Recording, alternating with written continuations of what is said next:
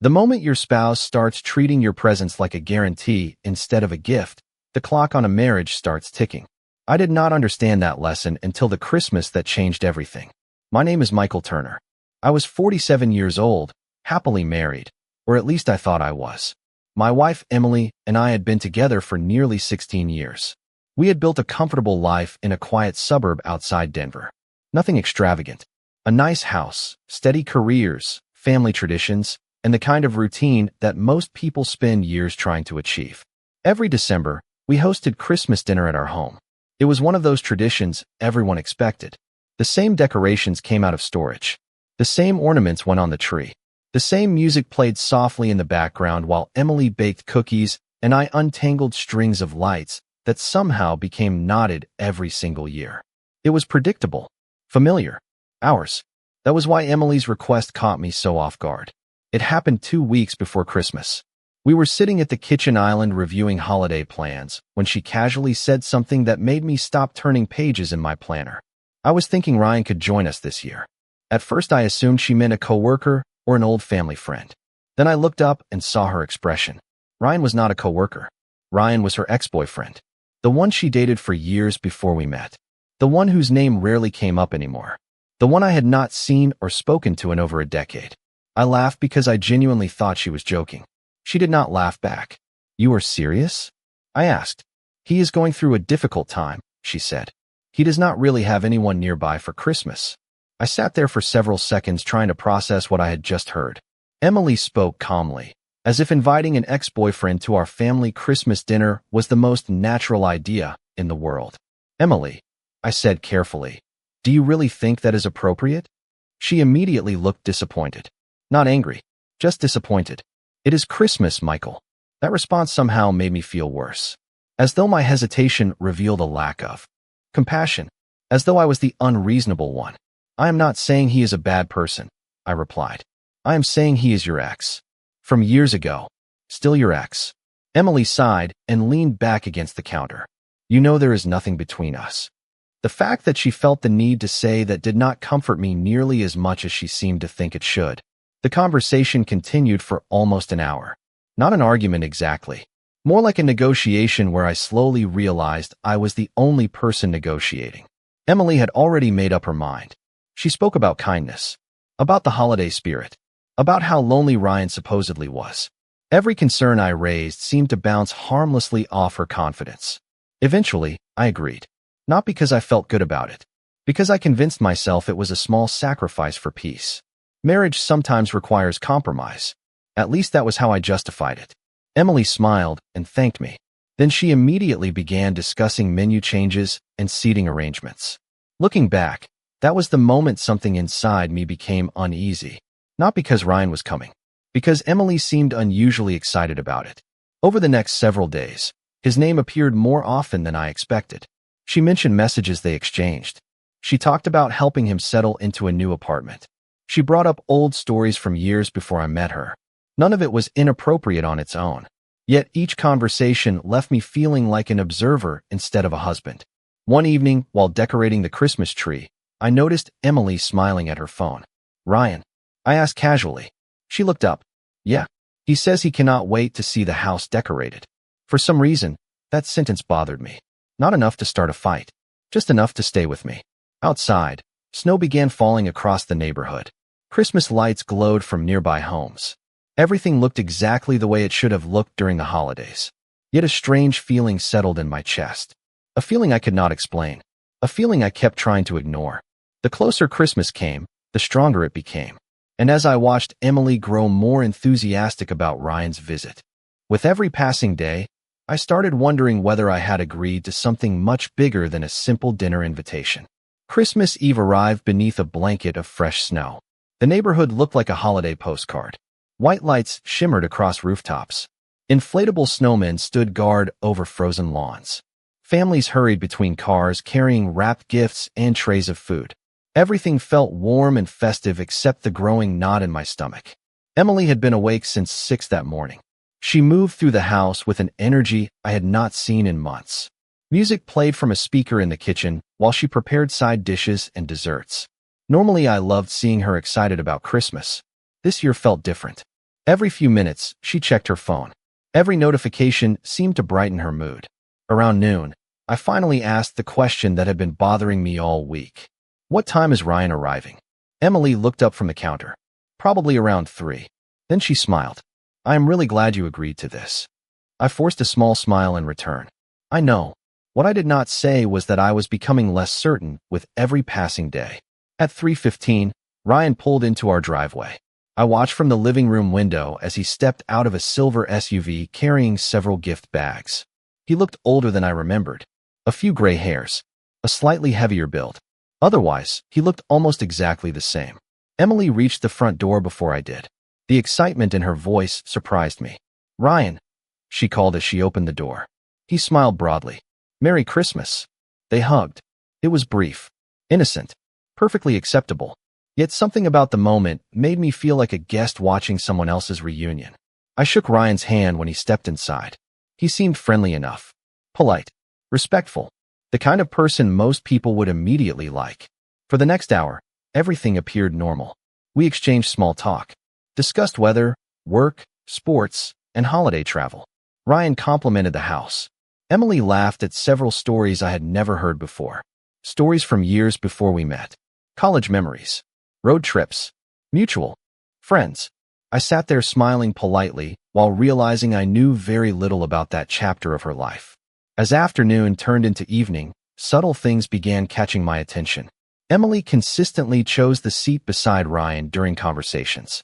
When she brought out appetizers, she asked him first if he needed anything. When he mentioned liking a particular Christmas movie, she immediately changed the television channel to find it. None of those actions seemed significant individually. Together, they created a strange feeling I could not ignore. During dinner, the pattern continued. Ryan sat beside Emily while I sat across from them. Several times they drifted into conversations filled with references only they understood. Inside jokes, old memories, shared experiences. I noticed myself becoming quieter. Not intentionally. There simply seemed to be less room for me. At one point, Ryan mentioned a ski trip they had taken years earlier. Emily laughed so hard she nearly spilled her drink. That was one of the funniest weekends of my life, she said. The comment hit harder than it should have. Not because she was laughing. Because I could not remember the last time she sounded that animated talking about something we had done together. Later that evening, while guests from our extended family stopped by for dessert, something happened that stayed with me. My sister asked where she should place a few extra chairs around the dining room table for Christmas Day. Before I could answer, Emily pointed toward a chair beside hers. Leave that one there, she said. Ryan will probably sit there tomorrow too. Tomorrow too. The words echoed in my head. I thought he was coming for Christmas dinner. Apparently, he was now attending Christmas Day as well. Nobody had mentioned that to me. I glanced at Emily. She seemed completely unaware of how that sounded. Or perhaps she simply assumed I would not mind. That realization bothered me most of all. Not that she made the decision. That she never felt the need to discuss it with me. As the evening wound down and guests began leaving, Ryan announced he had booked a nearby hotel. Emily immediately protested. You do not need to rush. Off tonight. Stay a little longer. He smiled. I will be back tomorrow. The way she smiled back unsettled me more than I wanted to admit. After Ryan finally left, I stood at the front window watching his vehicle disappear into the snowy darkness. Behind me, Emily cleaned dishes while humming softly to herself. She looked happy, genuinely happy. Yet for the first time in our marriage, I found myself wondering whether we were celebrating the same holiday at all. I expected Ryan to leave after Christmas Day. That was the assumption I carried through the holiday. It seemed reasonable. He would join us for dinner, spend time with family, exchange gifts, and then return to his own life. Instead, something unexpected happened. He kept showing up.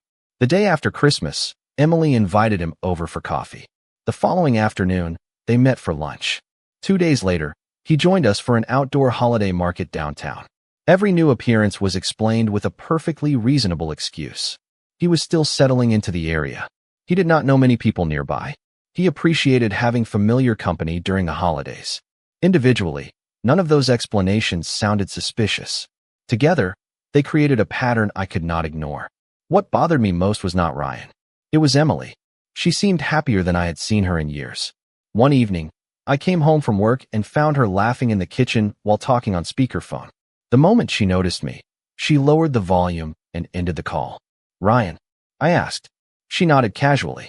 He was asking about a restaurant recommendation. Then she immediately changed the subject.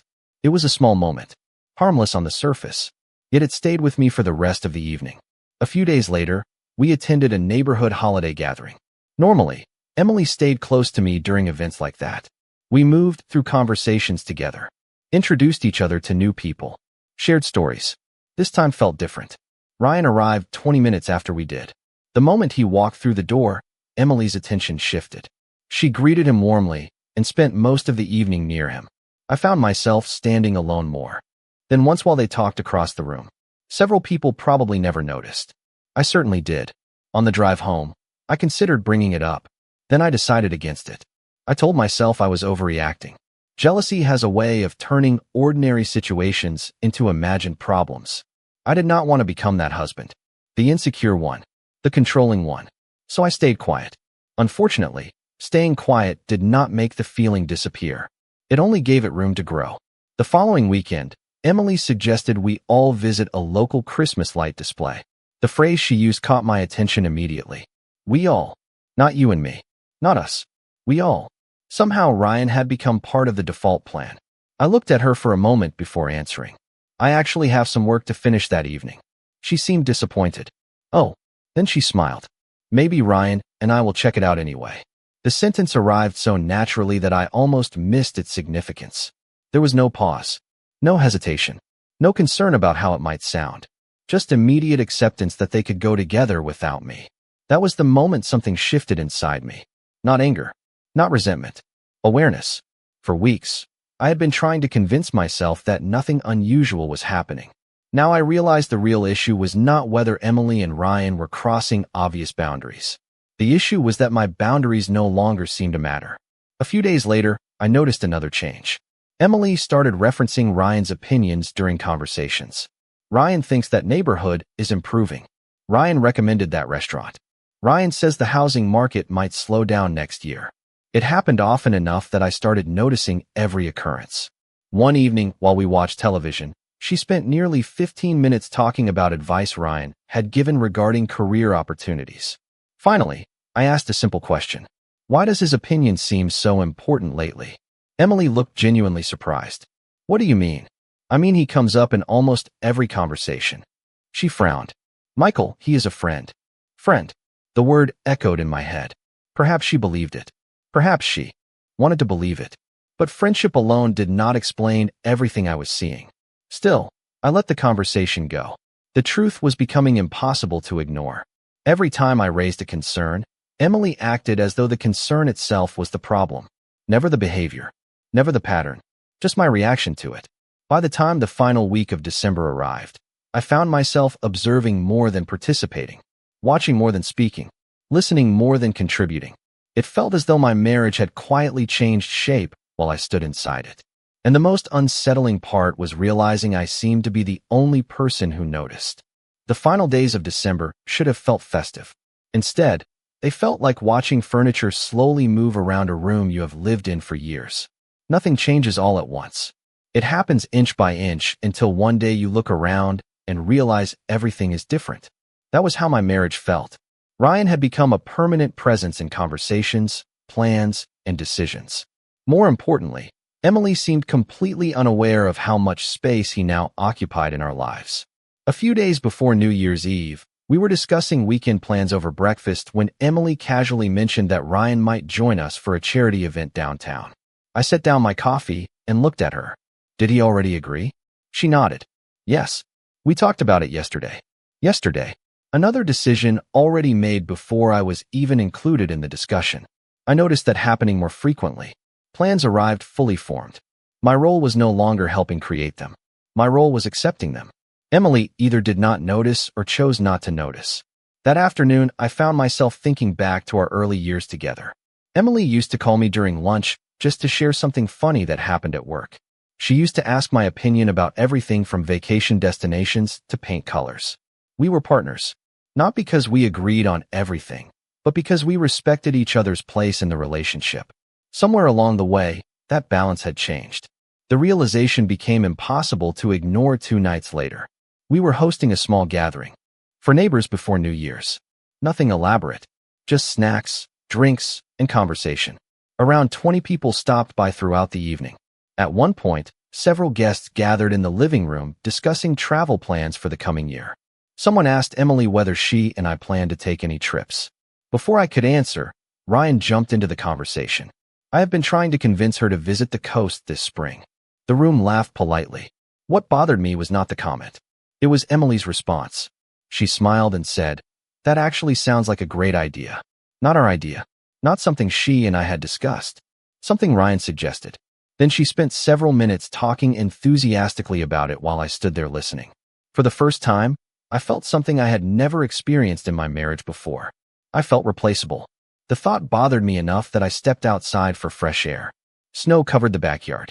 Christmas lights still hung along the fence, casting soft reflections across the white ground. The cold air cleared my head. A few minutes later, Emily joined me outside. "You disappeared," she said. "Just needed some air." She studied me for a moment. "You have been quiet lately." I almost laughed at the irony. For weeks I had been expressing concerns only to watch them dismissed as overreactions. Now she noticed my silence. "Maybe I am just listening more," I said. She frowned slightly. "What does that mean?" "Nothing." She waited for further explanation. None came. Eventually she returned inside. What struck me was not that she left. It was how quickly she accepted the lack of an answer. Years earlier, she would have stayed. She would have asked questions. She would have wanted to understand. Now she simply moved on. The next morning, I noticed another small detail.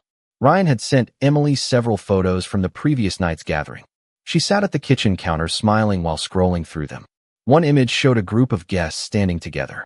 Another showed holiday decorations. Then there was a photo of Emily and Ryan laughing near the fireplace. "That is a nice picture," she said. I looked at it briefly. It was a nice picture. Too nice. Not because of anything inappropriate. Because she seemed happier in that moment than I remembered seeing her in a long time. Later that evening, while taking down a few Christmas decorations, I came to a realization that surprised even me. I was tired. Not angry. Not jealous. Tired. Tired of competing for attention inside my own marriage. Tired of explaining why certain things felt wrong. Tired of pretending every boundary that moved was insignificant. And in that quiet moment, standing beside a half-decorated tree, I stopped trying to convince Emily to see what I saw. I stopped preparing arguments in my head.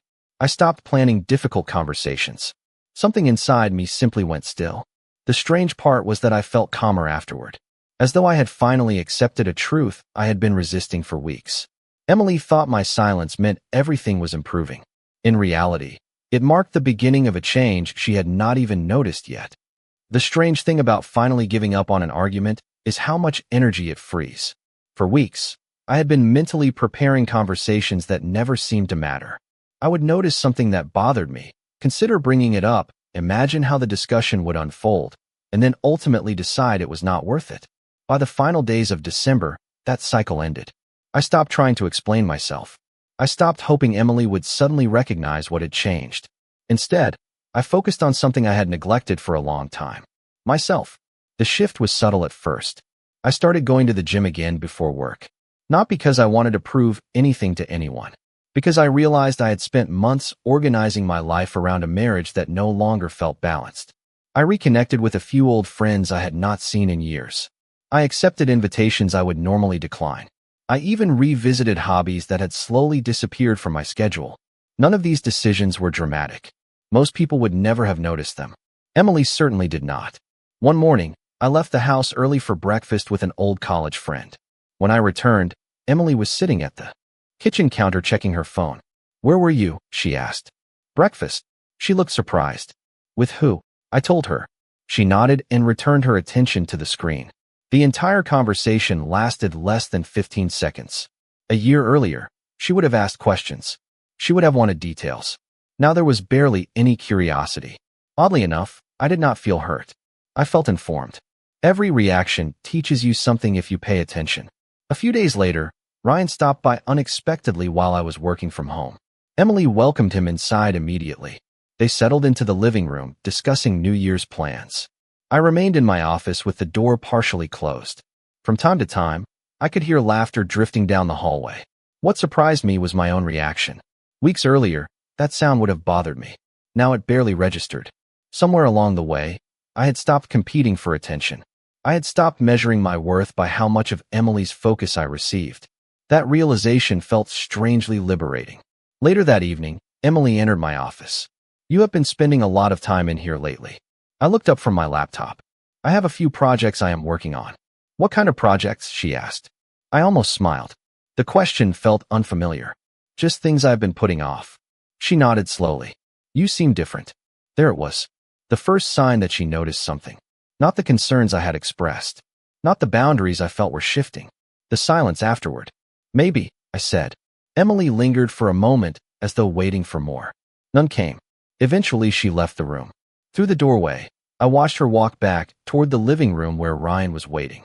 For the first time, I did not feel excluded. I felt detached. There is a significant difference. Exclusion hurts because you still desperately want access. Detachment arrives when you stop needing it. As New Year's Eve approached, I quietly began making practical decisions. Nothing extreme. Nothing secretive. I reviewed financial records. Updated a few personal documents.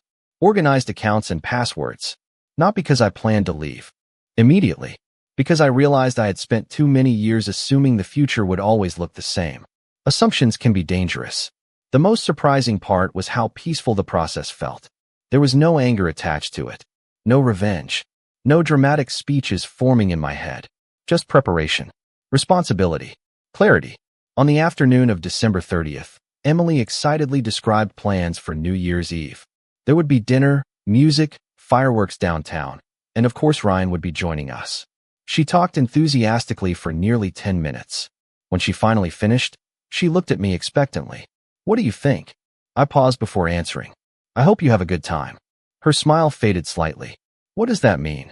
Exactly what I said. For the first time in weeks, uncertainty crossed her face. It disappeared almost immediately, but I noticed it. More importantly, she noticed it too. That evening, while taking down a few remaining Christmas decorations, I looked at the nearly empty corner where the tree had stood. A few needles remained scattered across the floor. The holidays were ending. So was something else. Emily still believed my silence meant acceptance. In reality, it meant I had stopped fighting for a place she no longer seemed interested in protecting. And while she continued focusing on New Year's celebrations, I was quietly building a future she could not yet see. December 31st arrived cold and clear. Fresh snow covered the neighborhood, reflecting sunlight across rooftops and driveways. Most people seemed excited about the coming evening. Restaurants advertised special menus. Families prepared gatherings. Social media filled with countdowns and celebrations. Inside our house, everything appeared normal on the surface. Emily spent the morning organizing plans for the night. She moved from room to room with the same enthusiasm she had shown throughout the holidays. Ryan's name surfaced repeatedly in conversation. He had secured reservations. He knew the best place to watch the fireworks. He had suggestions for where everyone should meet afterward.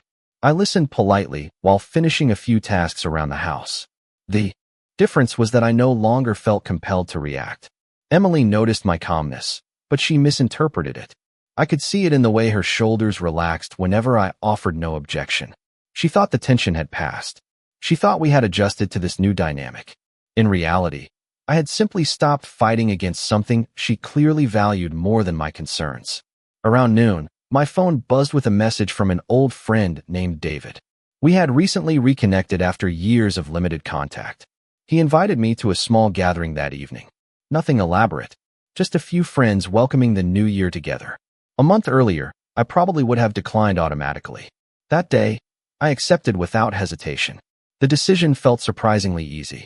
Later that afternoon, Emily walked into my office while I was reviewing paperwork. "What time do you want to leave tonight?" she asked. I looked up. "Leave for what?" She laughed softly. "The dinner reservation." I held her gaze for a moment. "I am not going." The smile disappeared from her face. "What?" "I already have plans." For several seconds, she simply stared at me. "Plans?" The word sounded almost unfamiliar coming from her. "Yes." "With who?" I told her about David's gathering. Emily blinked twice. "On New Year's Eve. That is generally when New Year's Eve gatherings happen." She did not smile. "I thought we were spending the evening together." The irony nearly took my breath away. For weeks I had watched decisions being made without me, plans forming around Ryan, expectations shifting. Yet the moment I made one independent decision, it suddenly became important to discuss together. You already had plans, I replied calmly. Ryan organized most of them. She crossed her arms. That is not the same thing. I almost asked why. Then I realized I already knew the answer. The rules were different depending on who benefited from them. Emily remained standing in the doorway for another minute. You are really not coming? She asked. No. She nodded slowly and walked away. Something about her expression lingered with me afterward. Not anger. Confusion. As though she could sense a change, but could not yet identify its source. Throughout the afternoon, the atmosphere inside the house felt different. Emily seemed distracted. She checked on me several times, started conversations that quickly faded, asked questions she normally would not have asked. Meanwhile, I finished organizing several personal goals for the coming year. Fitness, travel, professional development. For the first time in a long while, many of those goals existed independently of my marriage. That realization felt both sad and liberating. As evening approached, Emily began getting ready for dinner. The same excitement that had defined most of December seemed noticeably reduced. Around 6 o'clock, Ryan arrived to pick her up. I heard his vehicle pull into the driveway. Emily stood near the front door adjusting her coat. Before leaving, she hesitated. You could still come, she said quietly. I know. Another pause followed. Then she nodded and stepped outside. Through the front window, I watched Ryan greet her enthusiastically. A few moments later, they drove away together. I expected to feel hurt. Instead, I felt calm. The kind of calm that arrives when a difficult decision has already been made internally. Several hours later, I joined David and a group of friends at a comfortable mountain lodge outside the city. The atmosphere was relaxed, genuine. Nobody discussed old relationships or past memories. Nobody competed for attention. People simply enjoyed each other's company. As midnight approached, I found myself smiling more than I had in weeks. Then, 5 minutes before the new year arrived, my phone lit up with a message from Emily. It contained only 4 words. Where are you, Michael? For the first time all holiday season, she sounded like someone who had suddenly realized I was not exactly where she expected me to be. The countdown reached 0 beneath a sky filled with fireworks. Cheers echoed across the mountain lodge as people hugged, laughed, and welcomed the new year. Around me, friends exchanged resolutions and stories about the months ahead. For the first time in a long while, I felt present. Not distracted. Not preoccupied. Present. My phone buzzed again. Another message. From Emily. This one arrived less than 2 minutes after the first. Are you coming home soon? I stared at the screen for a moment before replying. Probably later. Her response appeared almost immediately. Everything okay? That question surprised me. Not because it was unreasonable, because it arrived weeks too late. I typed a simple answer. Yes. Then I put my phone away and returned my attention to the people around me. Yet something about the exchange lingered in my mind. Emily was checking on me. Not because she needed information, because she seemed unsettled. Back at the restaurant where she had spent most of the evening, something was clearly not unfolding the way she expected. I would eventually learn why. The next morning, I woke up later than usual. Snow continued falling outside. The world looked quiet and clean beneath a fresh layer of white. When I arrived home shortly before noon, Emily was already there. She sat alone at the kitchen table, staring into a mug of coffee. The moment she saw me, she stood. Where were you? She asked. Her tone carried more emotion than I had heard in weeks. I told you. With friends. She nodded slowly. Until noon. I removed my coat and hung it near the door. We stayed overnight. For several seconds, she simply looked at me. Then she sat back down. Something felt different. The confidence she had carried throughout December seemed diminished, as though reality had shifted while she was not paying attention. How was it? She asked quietly. Good. Another silence followed. Eventually, she looked down at the table. Last night was not what I expected. There it was. The first crack. I sat across from her, but said nothing. If she wanted to talk, she would. If not, I was no longer interested in forcing conversations. Emily wrapped both hands around her coffee mug. Ryan spent most of the evening talking about himself. I waited. Then he left before midnight. That surprised me. Why? She laughed softly. Not because anything was funny. Because the answer embarrassed her. Someone invited him to another party. Suddenly several things made sense. Emily had spent weeks prioritizing his presence, rearranging plans, defending his behavior, creating space for him inside our lives. Then on the one night she seemed to expect something meaningful from his friendship, he chose somewhere else. The irony was difficult to miss. I see, I said. Emily stared out the window toward the snow-covered backyard. I guess I never noticed how one-sided some things were. That statement caught my attention.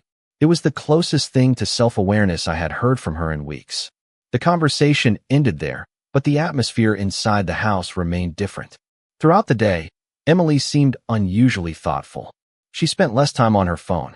She never mentioned Ryan once. Several times I caught her watching me from across the room. Not suspiciously, curiously, as though she was trying to understand something she had overlooked. The following afternoon brought another surprise. Ryan stopped by unexpectedly. I happened to be in the living room when he arrived. Emily answered the door. His usual confidence appeared intact. He smiled, stepped inside, and immediately launched into a story about another gathering he had attended after leaving the restaurant on New Year's Eve. What happened next revealed more than weeks of conversation ever could have. Emily barely reacted. No excitement. No enthusiasm. No eager questions. She simply listened politely. Ryan seemed not to notice. He continued talking about himself, his plans, his opportunities, and his social calendar. Nearly 20 minutes passed before he asked Emily a single question. I watched the realization slowly form on her face. For weeks, she had focused on how important Ryan seemed. Now she was seeing something else. How little attention he actually paid to anyone besides himself. Eventually he left. After the front door closed, Emily remained standing in the entryway for several seconds. Then she looked toward me.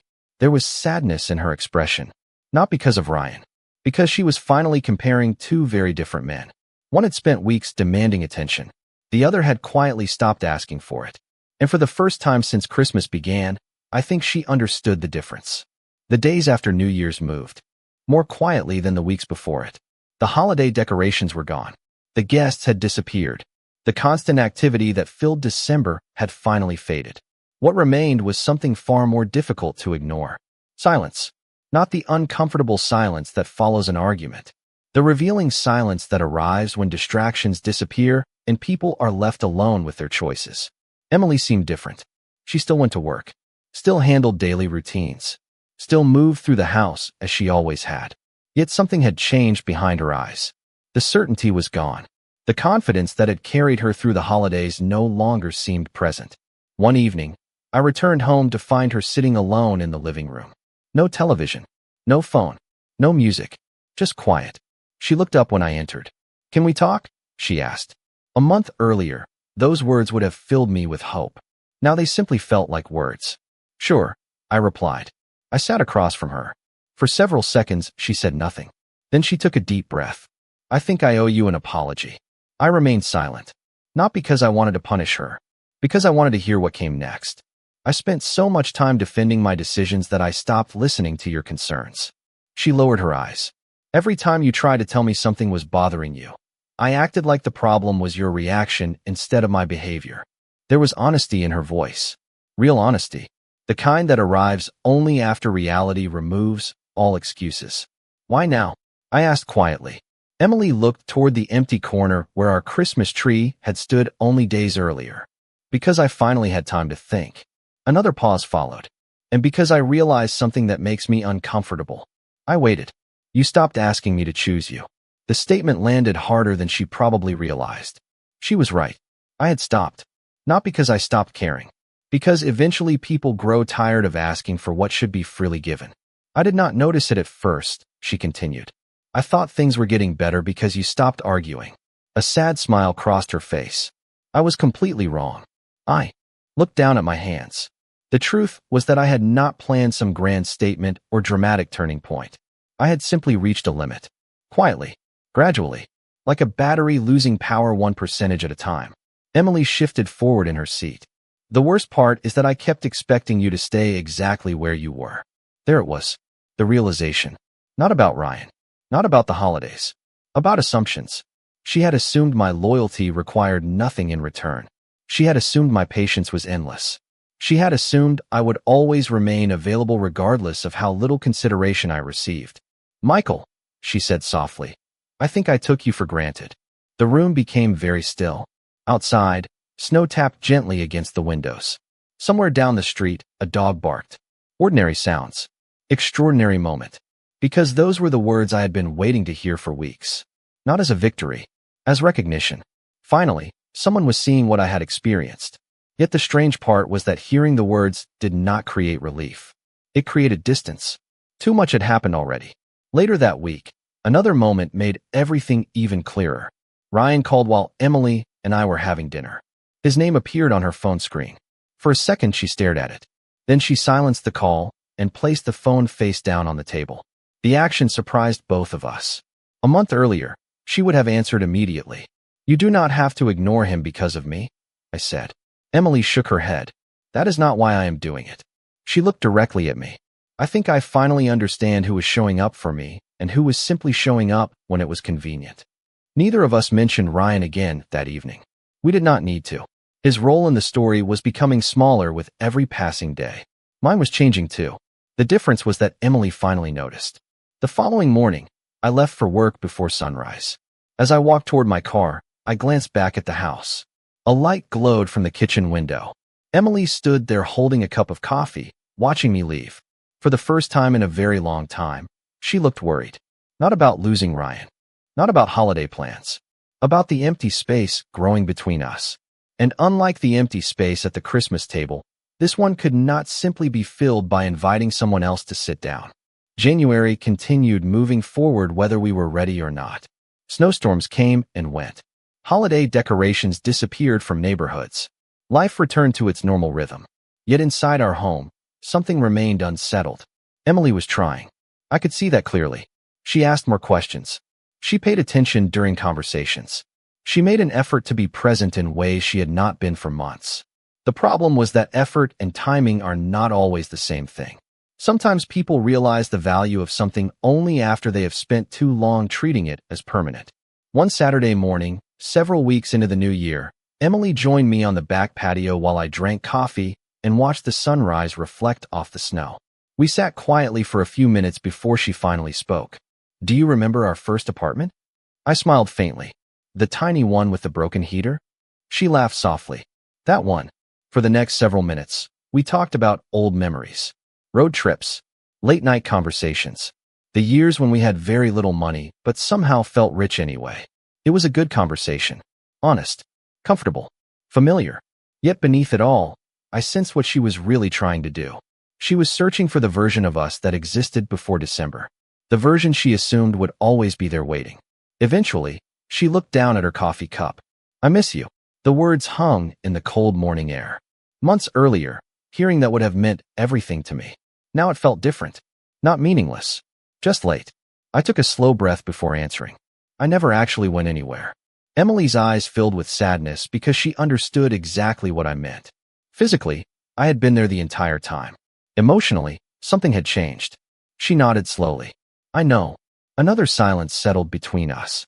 Then she asked the question she had been avoiding for weeks. "Can we get back to where we were?" I looked out across the yard before answering. The snow sparkled beneath the morning sunlight. Everything looked beautiful from a distance. Yet I knew beneath that clean white surface were footprints, frozen patches, and signs of everything that had happened before. "I do not think people go backward," I said quietly. Emily lowered her eyes. "So that is it?" "No." I turned toward her. "That is not what I am saying." She waited. "I am saying we either build something new or we keep pretending nothing happened." A tear rolled down her cheek. She wiped it away quickly. "And if I want to build something new?" The question deserved honesty. "Then it takes time." For the first time, I saw genuine acceptance in her expression.